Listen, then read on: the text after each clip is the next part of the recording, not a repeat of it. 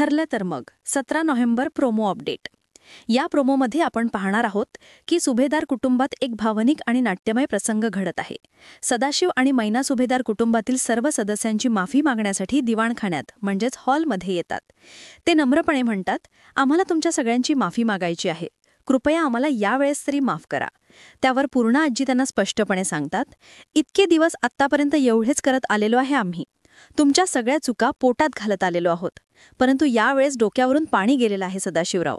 नेमक्या त्याच वेळी अर्जुनला सायलीचा फोन येतो. अर्जुन तिला, सायली निघालीस का तू हॉस्पिटलमधून, असे विचारतो.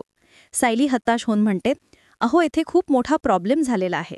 अर्जुन विचारतो, काय झालं? त्यावर सायली सांगते की डॉक्टरांनी सांगितलंय की मधुभाऊंची तब्येत खूप बिघडली आहे.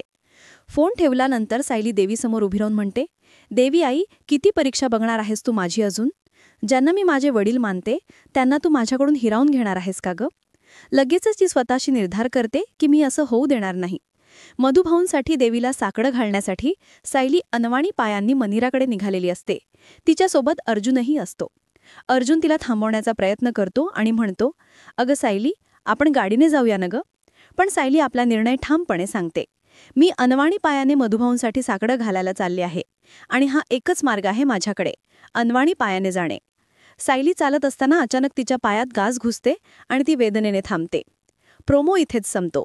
पुढील भागात काय होते हे पाहणे उत्सुकतेचे ठरेल. धन्यवाद. भेटूया पुढील भागात. तोपर्यंत नमस्कार.